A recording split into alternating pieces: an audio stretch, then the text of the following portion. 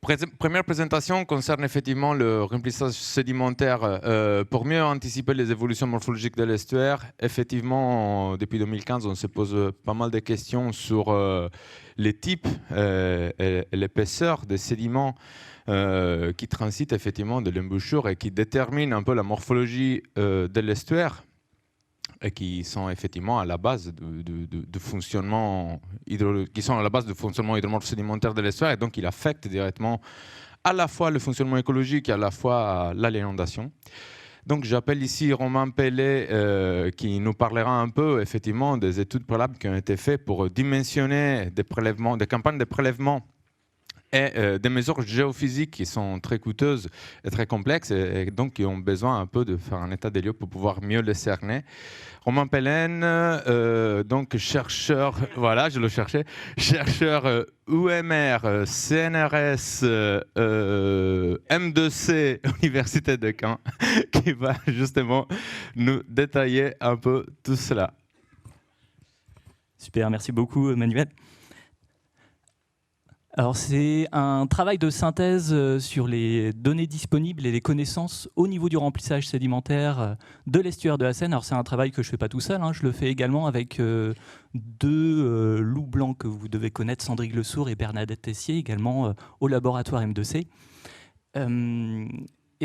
Donc ce travail, donc je vais vous décliner la présentation en 3 parties, avec une première partie sur les objectifs du projet et les données disponibles, pour ensuite aller sur une histoire générale de ce remplissage sédimentaire, mais également détaillée sur les 200 dernières années, pour finir sur les zones justement que l'on connaît, que l'on arrive à imager partiellement, et également ce qui nous intéresse, les zones d'ombre, ces zones auxquelles on ne connaît rien de la nature du remplissage sédimentaire, ni des géométries de dépôt, et des zones qui seraient susceptibles d'être prélevées, carottées pour cette future campagne de prélèvement. Alors, cette synthèse est au cœur du projet PSES, qui veut dire prisme sédimentaire de l'estuaire de la Seine. Et c'est un travail de synthèse qui vise à imager déjà le substratum non remobilisable, c'est-à-dire à la fois le socle mésozoïque, mais également les nappes de galets, justement, pour les questions de modélisation et de remobilisation du sédiment. Et c'est un projet également qui vise à contraindre, à caractériser la répartition des sédiments, leur nature et leur épaisseur. Alors pour l'estuaire de la Seine, c'est des données que vous connaissez. On est sur un système macrotidal avec un marnage de plus de 8,40 m durant les vives eaux, avec un flot qui est plus important que le jusant, un flot qui va rentrer à la fois par la fosse nord que vous imaginez ici et par la fosse sud, et un jusant qui va ressortir par l'engainement avec un effet chasse d'eau. Nous avons le développement de 2 bancs, le banc d'Amphare au nord de l'engainement et le banc du Ratier au sud, et également donc, les zones de dépôt de dragage du Canic car récemment ces zones de dépôt ont été transférées un peu plus au large vers la zone de dépôt de dragage du Machu. Alors pour vous présenter ces données géologiques et géophysiques, donc je vais vous présenter ces données sous forme de coupe nord-sud à 7 emplacements. Donc sur cette donnée, donc en abscisse, nous avons les distances cumulées en mètres du nord au sud. En ordonnée, donc les mètres SMH, donc on a une certaine exagération. En grisé, ça correspond aux zones de relief. Et ce que nous image, déjà sur le trait violet, pour ceux qui voient bien, ça correspond à la bathymétrie 2021, auquel on retrouve les différents objets morphologiques de l'estuaire de la Seine. Et déjà, pour l'interprétation du fond sédimentaire non remobilisable, nous disposons de 2 interprétations de 77 et 74, plus ou moins continues, et auquel cas, ils visent... Déjà, un premier travail vise à essayer de contraindre le vrai du faux.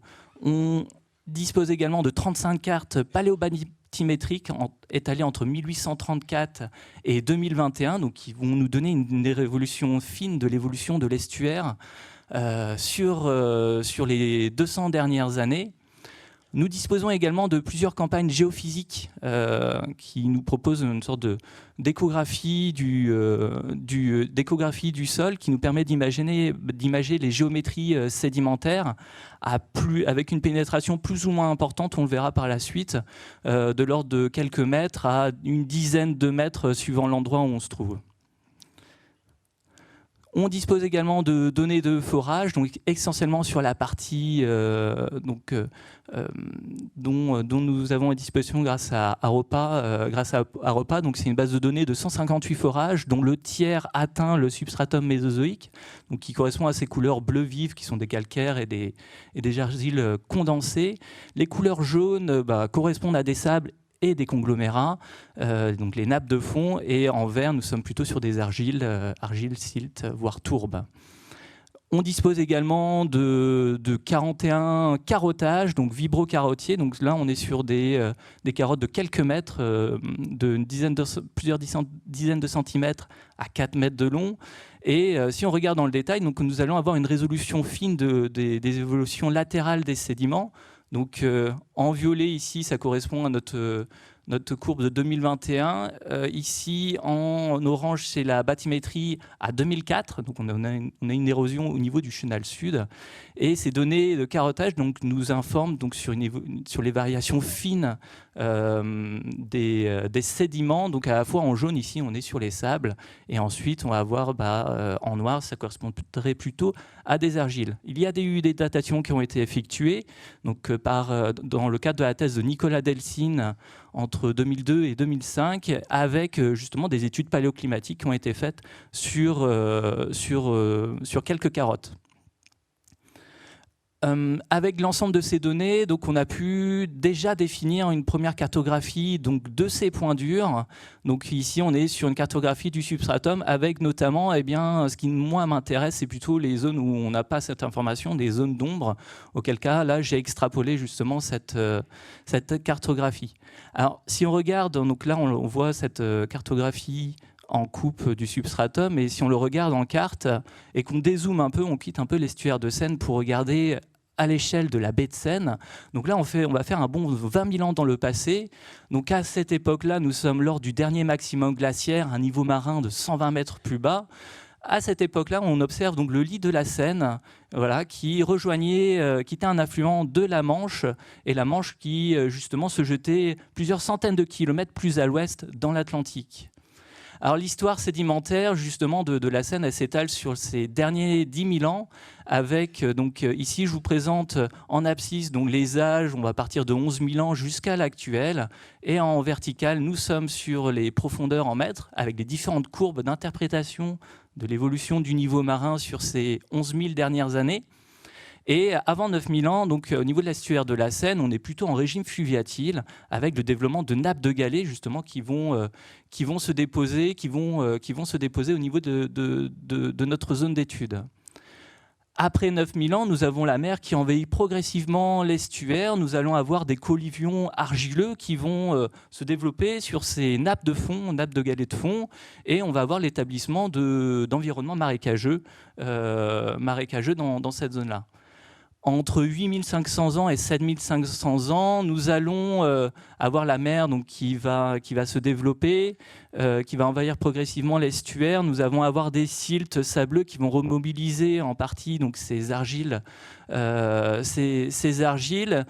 ces environnements marécageux. On va par la suite les préserver donc, sur les bords de notre incision. Par la suite, nous allons avoir le développement de dépôts littoraux et de barres arrière littorales entre 6500 ans et 4000 ans, de part et d'autre de l'estuaire. Alors, pour donner une image, à l'actuel, ça correspondrait à peu près, ici, nous sommes en baie de Somme, avec, j'ai oublié la référence, donc c'est une image de Wikicamper. Avec un estuaire une barrière latérale donc centrée sur les bords avec un système assez large, et on observe donc des chenaux larges divagant vers le large, ici la Manche au fond. Par la suite, entre 3500 ans et 4500 ans, nous avons des événements de tempêtes extrêmes donc, qui vont détruire cette barrière arrière littorale, et par la suite, nous allons avoir un système au niveau de l'estuaire de la Seine avec des chenaux divagants, auquel cas on va avoir un remplissage sédimentaire progressif de l'estuaire. Alors, on a eu plusieurs études, donc notamment avec le travail de Nicolas Delcine, de Bernadette Tessier et également de Philippe Sorel, voilà, qui ont mis en évidence que ce remplissage sédimentaire était influencé par les événements climatiques NAO, donc les oscillations nord-atlantique, qui justement, avec les effets de tempête,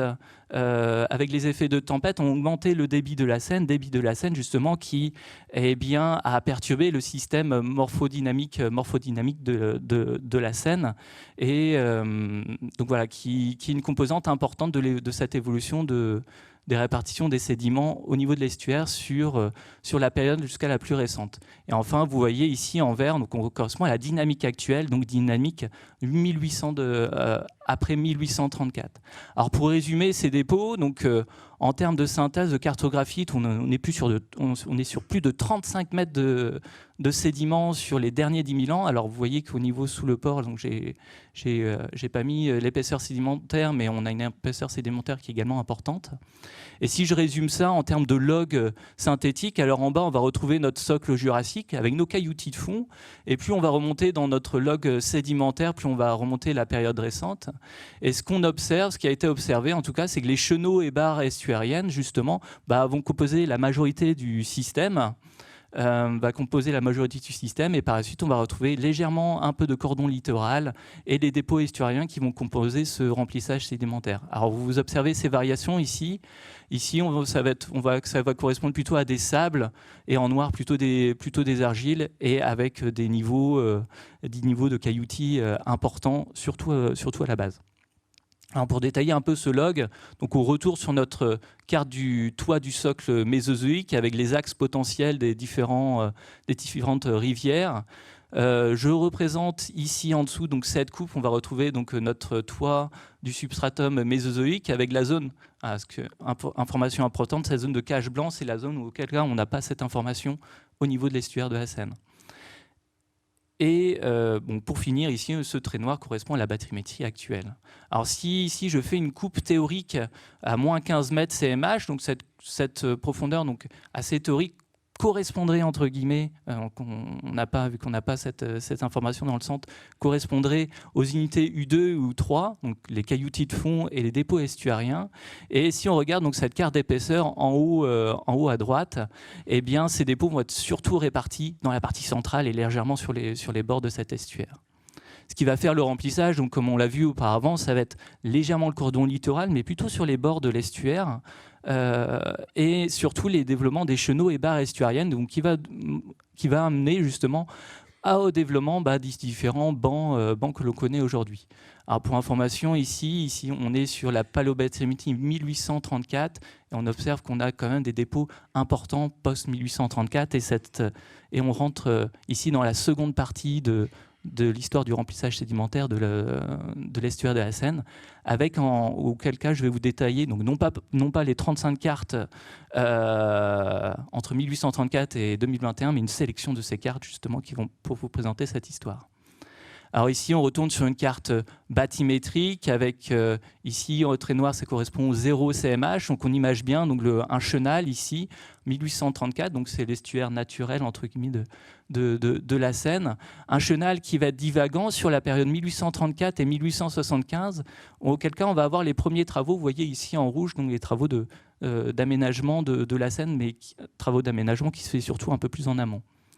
Ces travaux d'aménagement sont surtout importants à partir de 1894, avec notamment ici le développement ici du canal de Tancarville, et également l'aménagement au niveau du port du Havre et de quelques digues. Donc aménagements qui vont amener également, qui sont également accompagnés de développement de zones supratidales, qui vont amener un comblement latéral du système, surtout dans la partie nord, et également dans la partie sud, au niveau de Honfleur. Par la suite, donc entre 1960 et 2021, donc on va avoir tous les travaux d'aménagement, dont le dernier en date, donc qui a été présenté hier par Emmanuel et Jean-Philippe au niveau du port 2000. Donc tous ces travaux ont amené non pas une extrusion mais une migration justement des dépôts sédimentaires vers l'extérieur et justement au développement des bancs d'amphare au nord et du ratier au sud avec une progression rapide de plus de 50 mètres par an. Alors, pour résumer ces différentes cartes, donc ici, pour résumer cette évolution des surfaces, donc ici, je vous présente une carte des évolutions en kilomètres carrés des domaines intertidaux depuis 1834, tout à gauche, et 2021, tout à droite. Et ce qu'on observe bien, c'est en vert ici, c'est l'évolution, la progression des zones supratidales, qui va composer jusqu'à plus d'un tiers la surface d'origine de 1834, et on observe également une diminution des zones intertidales, donc qui a été montrée également hier, intertidal moyen. En termes de remplissage, donc si on prend également pour origine 1834, on va avoir également un remplissage qui va être progressif jusqu'à une stabilisation vers 1994-99 et jusqu'à une tendance à l'érosion, comme a présenté également Jean-Philippe hier. Alors pour résumer, donc la répartition des volumes depuis 1834, je vais juste vous montrer un exemple, parce que je n'aurai pas le temps de vous montrer les autres cartes. Si vous le souhaitez, je pourrais vous montrer ceci après. Ce qu'on observe, c'est tous les travaux d'aménagement le long du canal, avec ici en bleu, on va être plutôt sur les domaines en érosion, en rouge, les domaines en dépôt. Et ce qu'on observe ici en aval, ça va être surtout le dépôt du Canic, ici dans la partie nord, et dans la partie sud, ici, ça va être plutôt une migration du banc du ratier et également une zone de creusement plutôt naturelle au niveau de la fosse sud. Voilà. Alors pour résumer tous ces différents travaux, donc je vais vous présenter ici sous forme de deux profils, le profil 1 un peu plus en extérieur et le profil 2 un peu plus en intérieur. Les différentes couleurs vont correspondre au dépôt que je vous ai présenté en début de partie. Et donc sur ces deux coupes donc, qui synthétisent un peu la répartition donc, des unités géophysiques imagées, des unités géophysiques imagées, donc surtout sur la bordure externe, on a une image plutôt complète des dépôts, sauf dans la partie centrale, auquel cas ici on a une zone sourde. Et dans la partie interne, donc, on va surtout imaginer les sédiments superficiels et juste également une partie, juste la partie superficielle des bancs du ratier et d'amphare. On n'aura pas une image complète de ces dépôts. En termes de nature sédimentaire, et notamment sur les prélèvements, dans la partie la plus en interne, donc qui va correspondre à tous ces points rouges, on a une information complète de la nature de la colonne sédimentaire jusqu'au socle, seulement dans la partie interne et dans la partie nord. Pour le reste de la zone, on n'a aucune information. Et un peu plus sur les dépôts superficiels, on va avoir des carottages qui vont nous donner une information plus ou moins complète, détaillée sur l'évolution à la fois des sédiments depuis sur les 200 dernières années, et pour quelques carottes, on peut remonter jusqu'à des âges de 1000 ans, 3000 ans, et pour une carotte jusqu'à 8000 ans. Est situé ici. Alors pour les propositions de zones de prélèvement, alors c'est un travail qui est en cours et auquel on s'y attelle. On a des zones de prélèvement qui visent à la fois à compléter des zones auxquelles on a une image mais pas de nature de sédimentaire, et également des zones auxquelles ici on n'a aucune information, à la fois pour le remplissage sédimentaire et également pour la composition pour la profondeur du toit des nappes de galets et du toit du substratum. Alors pour vous représenter ces zones en carte, ici nous avons identifié donc 6 zones cibles, alors qui sont vouées à discussion, donc qui répartissent justement ces zones de prélèvement. Auquel cas on doit toujours maintenant chiffrer également ces zones de prélèvement. Et ces données nous permettront également d'affiner, en ayant la nature des fonds, d'affiner les modélisations de hydromorphosédimentaires et affiner les zones auxquelles cas on peut avoir des dépôts et surtout limiter l'érosion dans le chenal, au niveau de l'estuaire. C'est des données également qui nous permettront d'affiner les études haute résolution du climat à l'Holocène, et notamment dans la région de Bethsen, à savoir que dans ces endroits-là, du fait de l'apport sédimentaire, on peut avoir une résolution continue et assez fine justement de ces variations climatiques grâce aux dépôts sédimentaires. Et enfin, donc des travaux qui ont déjà été initiés par Philippe Sorel et Nicolas Delcine, c'est étudier la fréquence et les impacts des tempêtes passées, notamment avec les oscillations nord-climatiques. Et c'est un travail qui avait été initié par Nicolas Delcine, justement, où juste en étudiant, par exemple, les carottes avec des prélèvements sur les dernières décennies, juste arriver à mettre en évidence l'impact de ces variations, de ces oscillations nord-atlantiques dans les variations des natures sédimentaires déposées au niveau de l'estuaire. Voilà. Et je termine ma présentation avec une image de la tempête Cara au niveau du port du Havre. Merci.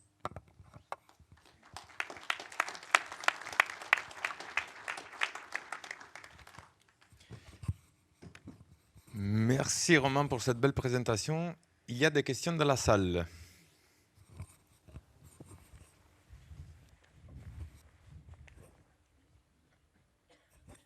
Oui, bonjour, Pascal Mallet, Communauté urbaine Le Havre, Seine Métropole, service risque majeur. Alors d'abord, merci pour cette présentation, je pense avoir à peu près tout compris. Et deuxièmement, tu évoques des tempêtes extrêmes.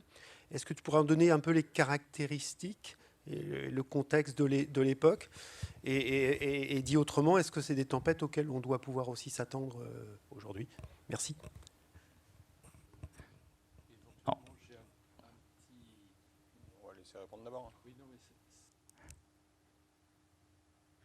Ouais. Pour les cycles de tempête, alors sur le passé, à l'échelle de l'Holocène, donc à l'échelle géologique, on a, Philippe Sorel avait mis en évidence donc, des cycles de 1500 ans de tempête durant les périodes relativement froides du climat. Donc les dernières périodes, c'était sur le petit âge glaciaire en 1700. Après, sur l'échelle un peu plus fine, donc c'était sur juste des corrélations, des observations. C'est quelque chose que j'ai regardé, mais je n'ai pas à fouiller plus en détail. C'était des variations en termes de nature des dépôts sédimentaires. Mais par exemple, pour l'exemple que je donnais, c'était sur une carotte dont la base était datée à 1960. Donc entre 1960 et 2004, âge de prélèvement de cette carotte, on observe quand même des variations de ces dépôts. Et justement, c'est quelque chose qui serait très intéressant à étudier pour la suite du projet.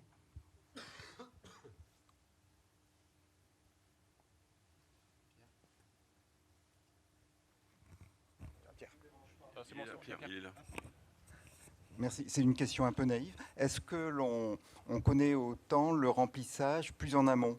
On a parlé beaucoup hier de la zone mésohaline, une zone à enjeu important pour l'estuaire. Et est-ce que donc on connaît bien le remplissage par rapport au substratum, les épaisseurs, etc. Est-ce que c'est quelque chose de connu, je dirais, de part et d'autre de Tancarville?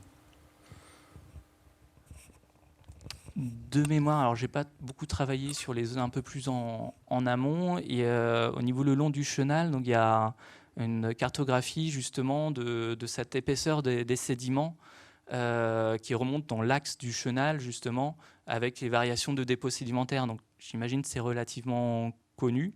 Donc en longueur, voilà, on a jusqu'à Rouen, je pense qu'on a une cartographie justement de ces variations d'épaisseur sédimentaire entre le toit du substratum et l'actuel. Après, pour les variations latérales, ça c'est quelque chose auquel j'ai pas l'information et qui sera intéressant également à regarder plus en détail.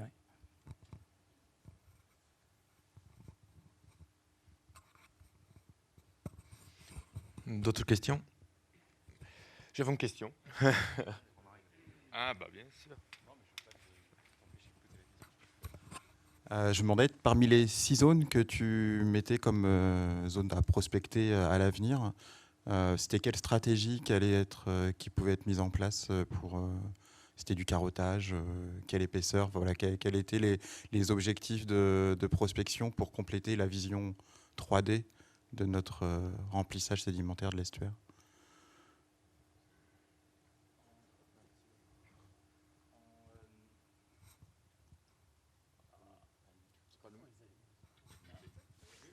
C'est bon? Ah, super, excellent. En termes de stratégie, c'est quelque chose qu'on doit discuter également. L'idée, en termes de technique, c'est d'amener une barge justement de carottage pour au moins forer, donc carotter les premiers mètres de sédiments, enfin les 5 à 10 mètres de sédiments. Ensuite, c'est une question de coût, parce que plus on fort, plus on carotte, il y a un coût en termes de mètres linéaires, de déplacement de la barge, etc. Donc ici, j'ai présenté donc, ces zones cibles avec notre point de vue plutôt scientifique qui nous permettrait de compléter cette géométrie du remplissage sédimentaire. Après, il y a un côté plus réaliste et également qui dépend également des autres partenaires justement pour compléter cette image. Donc, après, également, on appelle, si vous souhaitez participer justement à cette question, il n'y a pas de problème. Il n'y a pas de problème, on est ouvert à la discussion. J'avais juste une mini-question sur le fait, est-ce que c'est possible d'utiliser toutes ces informations pour avoir des scénarios futurs, éventuellement d'évolution de la bathymétrie Ça, on a travaillé un peu avec Jean-Philippe justement sur cette question-là. Justement, en termes des tendances de progression des bandes, enfin de migration des bandes, on peut donner des tendances justement, peut-être dans 50 ans, 80 ans, si on continue sous la même tendance, jusqu'où ça peut aller. Et donc peut-être Jean-Philippe va nous en parler un peu plus de ça, ou pas, je ne sais pas. Mais c'est un projet un mini-projet auquel on a travaillé sur cette au prochain séminaire. Voilà, exactement.